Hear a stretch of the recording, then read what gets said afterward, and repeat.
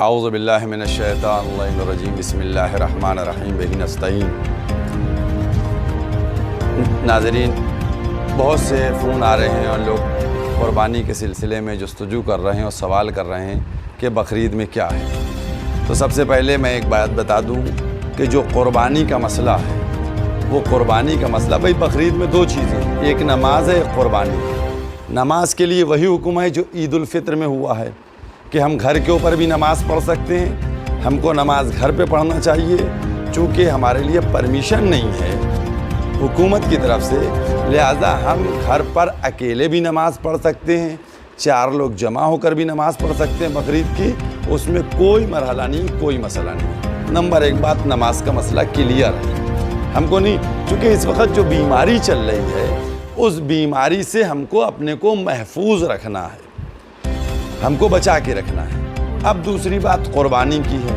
جہاں تک قربانی کا سوال ہے، قربانی واجب اس وقت ہوتی ہے کہ جب ہم حج کرنے جائیں۔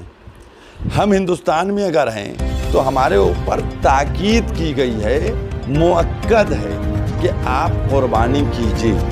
تو اگر ہمارے اختیار میں ہے قربانی کرنا تو بالکل ہم قربانی کر سکتے ہیں، لیکن چونکہ جو کورونا چل رہا ہے جس کی وجہ سے آج پوری دنیا پریشان ہے، ہمارے ملک کے اندر، ہمارے صوبے کے اندر جس شدت سے بڑھ رہا ہے، تو ہماری لوگوں سے اپیل یہی ہے، اپیل کرنا چاہتے ہیں کہ قربانی سنت مؤکد ہے۔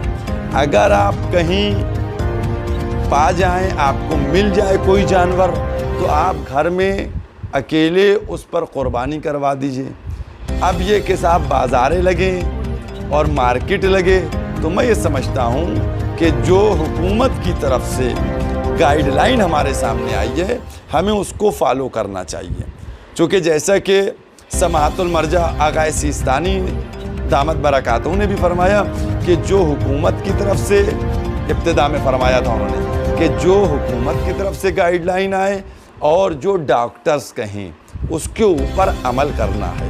تو اگر حکومت نے اس وقت ہم کو پرمیشن نہیں دی ہے تو ہم اس جو حکومت کی گائیڈ لائن ہے اس کے تحت انجام دیں کہ ہم اگر گھر میں کروا سکتے ہیں، ہمارے گھر میں جانور پلا ہوا ہے، بکرا پلا ہے، ہم قربانی کرا سکتے ہیں۔ لیکن اب قربانی کے عوض کیا ہے، قربانی کا بدل کیا ہے؟ تو دیکھیے، قربانی جو ہے یہ ایک نیک عمل ہے، تاکید جس کے لیے کی گئی، اس کا بدل کچھ نہیں ہے۔ جہاں تک صدقے کی بات کی جا رہی ہے، صدقہ 365 دن دیجئے۔ صدقے کا جو معاملہ ہے وہ جب دل چاہے صدقہ دیجئے، جتنا دل چاہے صدقہ دیجئے، وہ الگ ہے، قربانی الگ ہے۔ اور ہم لوگوں سے یہ اپیل کرنا چاہیں گے، اپنے سامنے آپ لوگ ایک مسئلے کو بالکل واضح طور پہ رکھیں کہ جب پروردگار عالم اپنی واجب عبادات میں آپ کو رعایت دے دیتا ہے، قرآن کریم میں موجود ہے کہ اگر تم سفر پہ ہو اور اگر تم بیمار ہو تو روزہ نہیں رکھو۔ تو جب واجب عمل جو ہے صحت کی خرابی کے لیے یہ ہے کہ واجب عمل کو چھوڑ سکتے ہیں، تو یہ تو ایک مؤکد عمل ہے۔ جب آپ کی نیت سالم ہے تو انشاءاللہ پروردگار اس کی جزا دے گا، کیونکہ سب کو معلوم ہے کہ اس وقت حالات کیا ہیں۔ لہٰذا ہماری یہی اپیل ہے کہ جو وائرس چل رہا ہے، اس طریقے سے بیماری تیزی سے پھیل رہی ہے، ادھر تو آپ دیکھ ہی رہے ہیں کہ تیزی سے پھیل رہی ہے، تو اس میں ہم احتیاط کریں اور حکومت کی گائیڈ لائن کے مطابق عمل کریں۔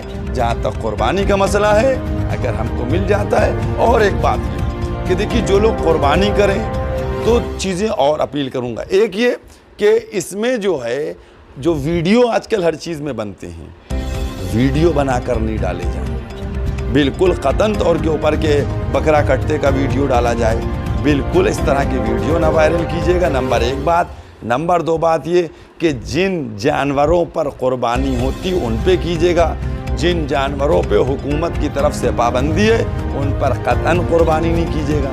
نمبر 3 بات یہ کہ سڑک پہ گلی میں اس طریقے سے نہ قربانی کی جائے اور نہ جو اندر کی چیزیں نکلتی ہیں ان کو پھینکا جائے، بلکہ جیسے ہم نے دیکھا اپنے बचपने में बुजुर्ग लोग करते थे कि पहले गड्ढा खोदते थे, उस गड्ढे के अंदर जो गंदगी होती थी वहीं कटता था, वहीं खून और वहीं गंदगी दफन कर दी जाती थी। मैं समझता हूँ उस पर अमल करना चाहिए, क्योंकि हम अगर खुद महफूज रहेंगे तो फिर दूसरा भी महफूज रहेगा। अगर हमने गंदगी फैलाई तो ये मर्ज़ हमारे घर में भी खुदा न खास्ता आ सकता है और यहाँ से दूसरों तक भी पहुँच सकता है। लिहाजा ज़रा सी भी आपकी लापरवाही, हमारी लापरवाही जो है वो बहुत बड़ी परेशानी को दावत दे सकती है। लिहाजा हम लोग जो इस वक्त हमारे लिए ईद कुर्बान है उसको उस तरीक़े से अंजाम दें कि जहाँ इबादत भी हो जाए, नमाज भी हो जाए और अल्लाह की रज़ा भी हो जाए और मुल्क की क़वानीन की पाबंदी भी हो जाए।